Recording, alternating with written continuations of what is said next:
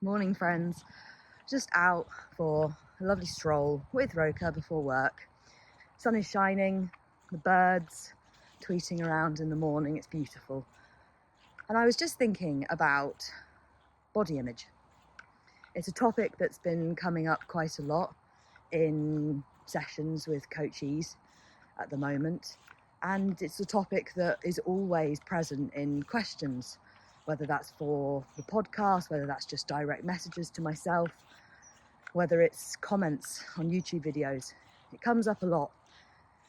And if there's anything I've learned about body image, it's that the more I work on it, both personally, or learn about it both personally and professionally, is that it is a huge topic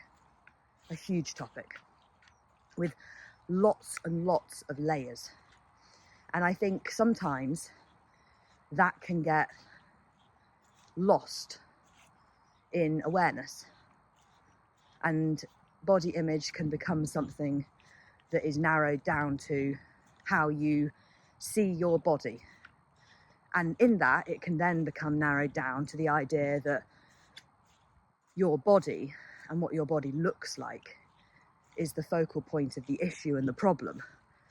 And the issue with that, and the problem with that, is that then the focus goes on to the fact that it's your body that should or needs to change. And that couldn't be further from the truth. Roka, this way, good girl. Couldn't be further from the truth. The reality of body image work is that it's got nothing to do with changing your body and everything to do with challenging and changing your thoughts. It's everything to do with thoughts. And I know I did a video on this quite a while ago now about this idea of actually your body is not the problem, it's your thinking about your body that's the problem. And it is a really powerful mindset shift, because when you look at it through that lens, you realise that it's not about changing your body, it's about changing the thoughts and challenging the thoughts that you have about your body. Had to go and sort out Roka, who decided she was going to go and play with another dog. And the reality of body image work is that there is so much that you can do right here and now to cultivate a better relationship with yourself and your body. And that's one of the things I wanted to share today, that actually when we say body image, really I've come to recognise that what that fundamentally means is your relationship with your whole self and your body. And a key thing here being acceptance of your body and acceptance of yourself. And that actually these two things are fundamental to being able to cultivate a better relationship with yourself and your body. And that is crucial to body image. And there is so much stuff that you can be doing in the now to work on that. There's no doubt at all, because body image is such a huge topic, that there are aspects and elements of it that are valuably explored from a more therapeutic perspective. For some people, many people, there is stuff that can go on in your past, in your childhood, in your lived experiences thus far, that influence the way that you feel about yourself and your body. And actually, exploring and working through those is absolutely crucial to being able to move to a more positive, aligned, accepting space. Alongside this, though, there's lots and lots of stuff that you can be doing in the now, focused on the moment that you are in, to be cultivating that more accepting relationship with yourself and your body. Classic Roka. Found another friend to play with. I've completely forgotten where I'd gotten to with this conversation. But I was just walking this morning. I felt very inspired and I thought, I want to talk to you. I want to share. I think I was getting onto the idea that there is lots and lots of stuff that you can be doing in the now to be cultivating a more accepting relationship with yourself and your body. And so far, I think if I was to summarize the key areas that I worked on in my recovery journey and the key areas that I talk with coachees about is, firstly, really getting honest with yourself about any behaviors that you're engaging with that are directly impeding your ability to cultivate that more accepting relationship with yourself and body. This could be holding on to clothes that no longer serve you. It could be comparing yourself with other people. Maybe that's in person or on social media. It could be weighing yourself or engaging in body checking. There's all sorts of different behaviors. And it's important on this journey to get really honest with yourself about any of those that you're engaging with and to stop them.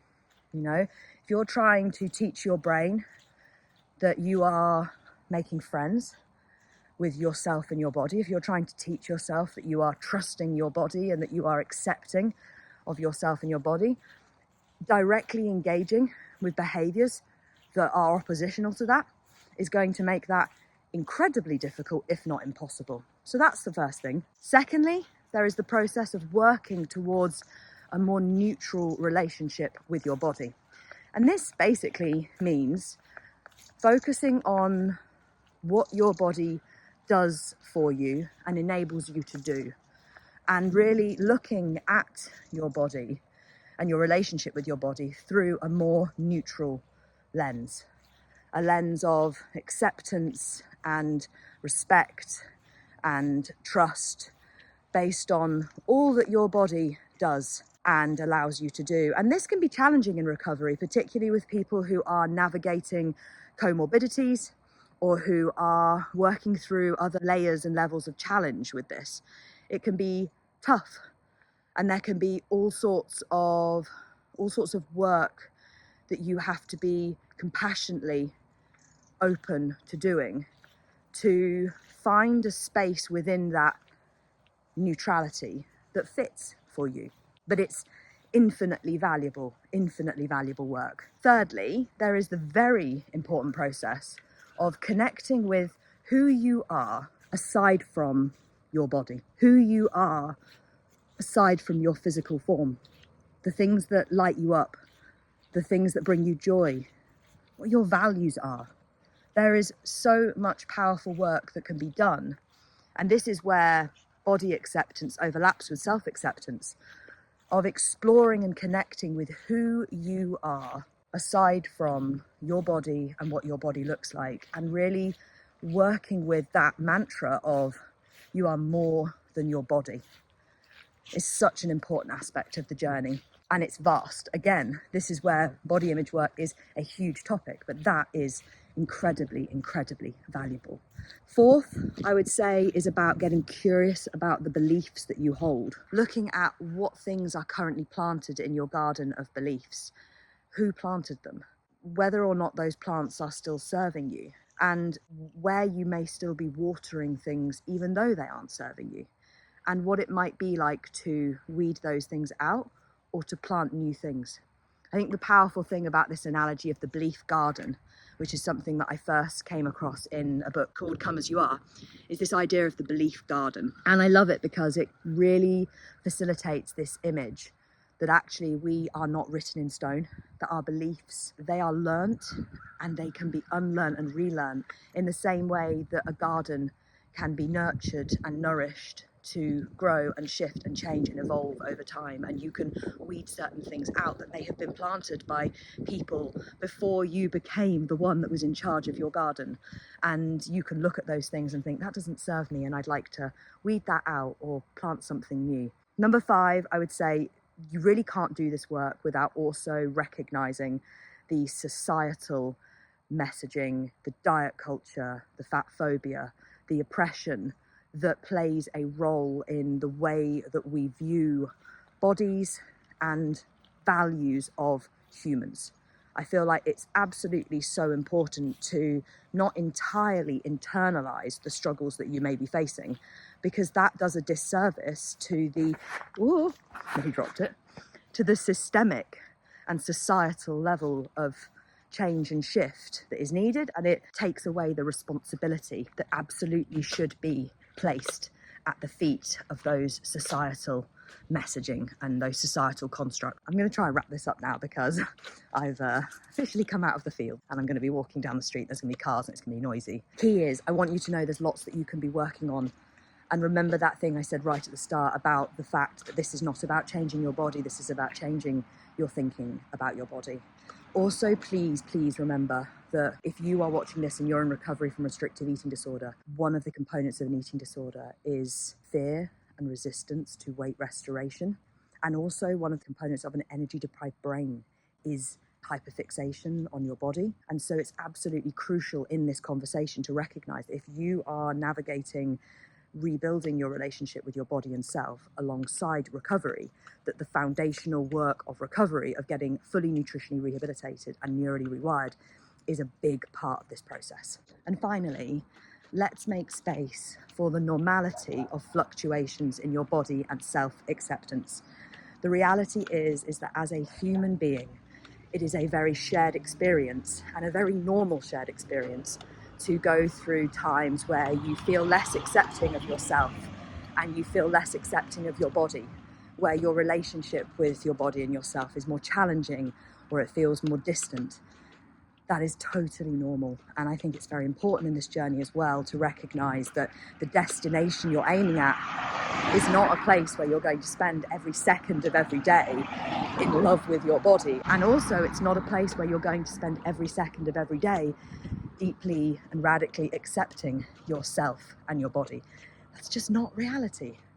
And so I think it's important to make sure you're not viewing this journey through that lens of perfectionism, and that you're recognizing the shared messiness and multicolored nature of the human experience within this process as well. Anyway, I'm gonna go because I've talked and I'm now, it's just getting busy. So I hope this has been helpful. Sorry, it's probably been very chaotic footage, but I love you all. Thank you.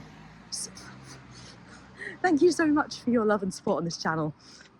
The quality of filming will typically be better than this, but I just couldn't not share these thoughts because I was out with Roka and I thought, oh, all this passion is just bubbling away inside of me and I want to share. So yeah, anyway, have a wonderful day. I'll speak to you soon.